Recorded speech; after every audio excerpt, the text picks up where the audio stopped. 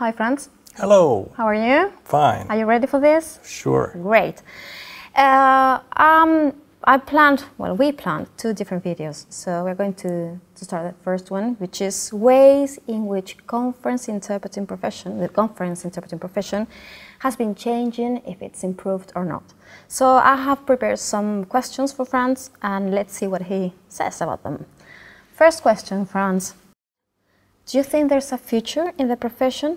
Is it worth studying it now? What do you think? That's several questions, difficult questions. I think we're all convinced that the conference interpreting, especially in its simultaneous form, is a very sophisticated communication skill that will be needed.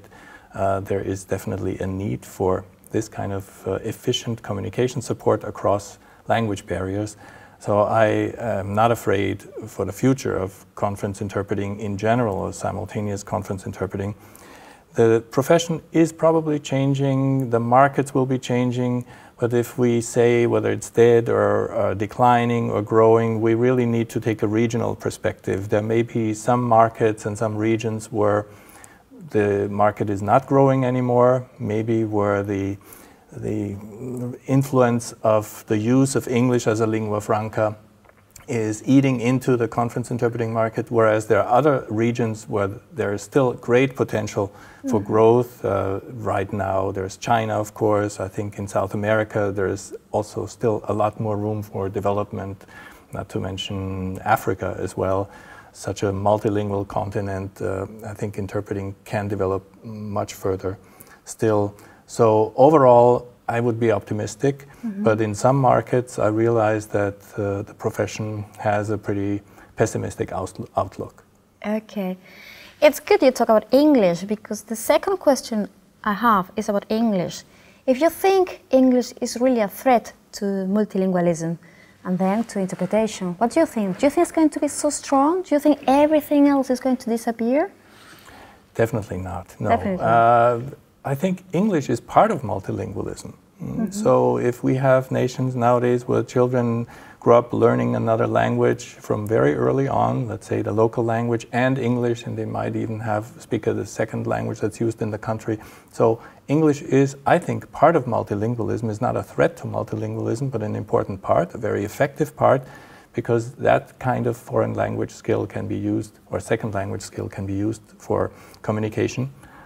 Regrettably, without the use of interpreters. So yes, the use of English as a lingua franca can sometimes do away with the need for hiring professional interpreters.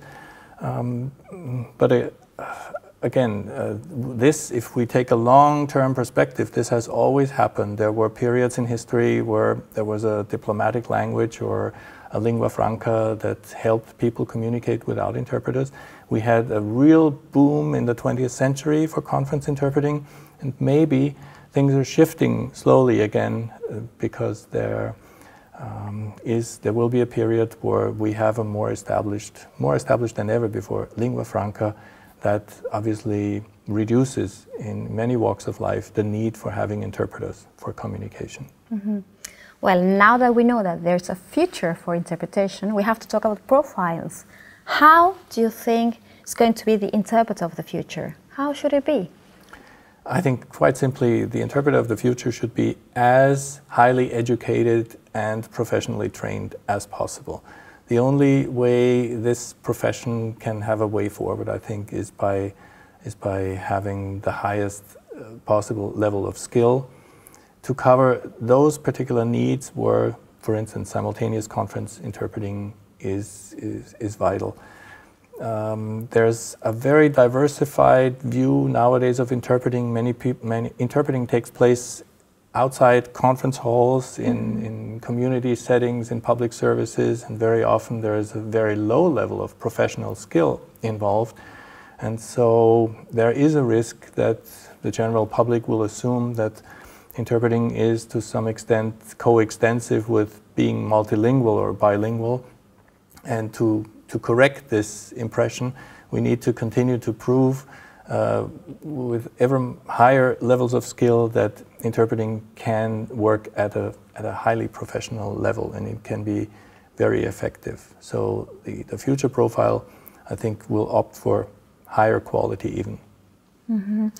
Talking about that, I suppose you can say something about public service interpreting. What do you think? What's going on there? How do you see the future there?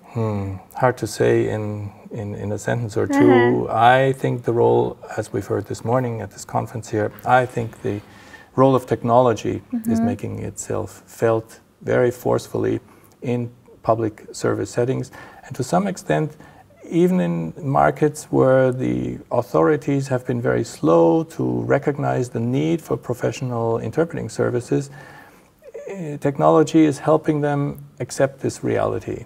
So it can have a positive role because it's available for use, for very convenient use. You push a button and within, let's say, 1 or 2 minutes, you can have an interpreter, a video interpreter online. So maybe it will actually promote the use of interpreting or more professional interpreting services in public services. But there's no general answer. It depends on the political, ideological, social, economic context that we're talking about. There will be some countries without any movement in this area, and others, as we know, are highly advanced and where we have an established professional profile of community interpreter or healthcare interpreter.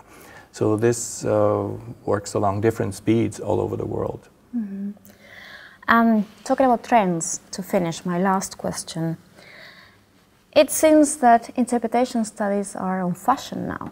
You can see lots of faculties, studies everywhere. What do you think about that?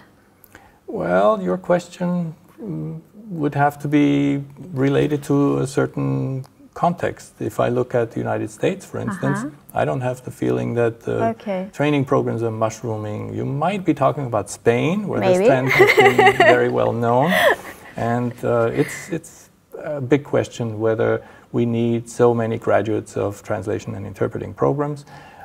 We could also look at China. It's more than a fashion, really. It's a major development in higher education, the push to train more translators and interpreters with the national curriculum, that's the MTI, the Masters of Translation and Interpreting. So I think different countries, different markets perceive this as a different sort of need. I think it will be too delicate to go into an assessment of whether it's too fashionable or too widely available. It's a question of need, but especially in the country that you have sort of been thinking of, I'm surprised that so many resources would be invested in training for a career where there is not so much visible, tangible demand in the professional market, yes. Okay. Thank you very much, Franz. Very interesting. Now we can see how the future can be. And thank you very much to ISCAP here in Porto because, well, they gave us the opportunity to be here, to be filmed, and we appreciate it. So thank you, and we hope you like this video. And once again, thanks to Franz again. Okay, Bye. thank you. Bye.